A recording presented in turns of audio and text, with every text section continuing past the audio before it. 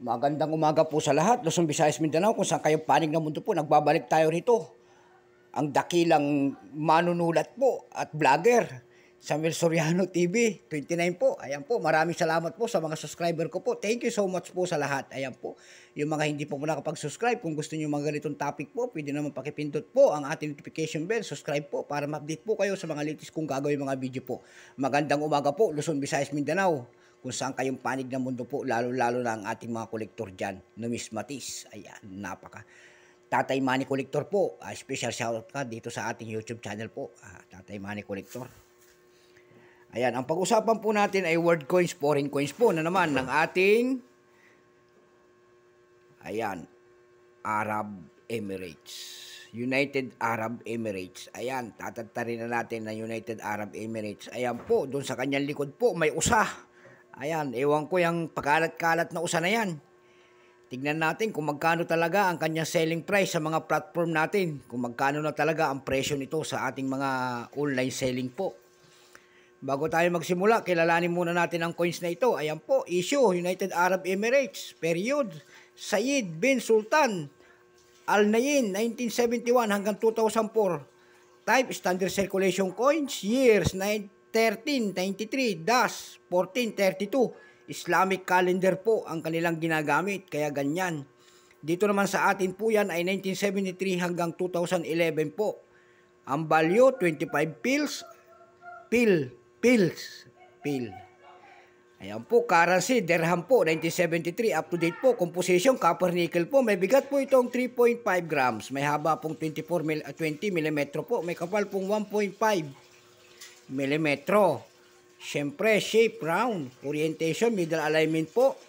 Number, N-2451. Reference number, KM-4. Ito po ay ginamit po, ang gumawang bansa po nito ay sa British Royal Mint. Arabic po ang kanyang pananalita. Mapi, Pulos, Sadik. Ayan po.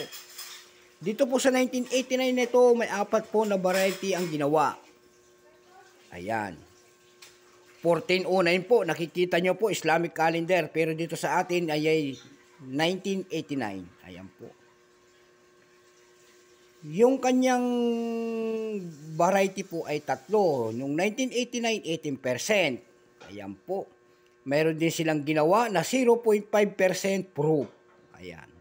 Mayroon din silang ginawa na 0.2% Specimen King of Norton Mint. Ayan. Napakagandang pakinggan. Doon tayo sa 18 common percent. Ayan po. Wala pong vintage. Wala pong piraso kung ilan. Bukod tanging percentage lang, 18%. Pero mayroon ng selling price doon sa ating numista.com po. Ang kanyang very fine, 16. Extra fine, 16. Almost uncirculated, 19. Uncirculated po nito ay 39 pesos. Dako naman po tayo doon sa 0.5% proof set. Wala po kahit anong detalye, wala rin selling price, wala rin vintage. Kaya dumako kagad tayo doon sa ating 0.2% Specimen King Norton Mint. Ayan. Wala rin pong presyo, percentage lang. Ayan po. Dumako naman po tayo doon sa kanyang mga presyo sa pandaigdigan natin kung magkano na itong mga ganitong mga barya. Doon sa numista.com po may nagbebenta na nito ng $1.27. Ayan po. Mayroon na ring $1.76. Ayan po. Doon naman sa eb.com po may nagbebenta na nito ng 108.48 pesos. Mayroon din $1.29. May 113 pesos po na nagbebenta din. Ayan po. Sa carousel po, wala tayong makita. So hanggang doon na lamang ang aking may bibigay na presyo nitong coins na ito. Ayan po. Yung coins ng United Arab Emirates na ano na ito, USA.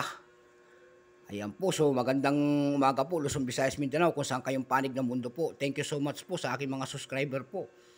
Ayan, kung mayroon kayong mga ganito mga coins po, doon nyo po isend doon sa aking FB page po na bago, Samuel Soriano TV, 29 din po, andun po ang aking profile pic coins. Ayan po, so hanggang dito na lamang, God bless po sa lahat. Ayan po, bye-bye.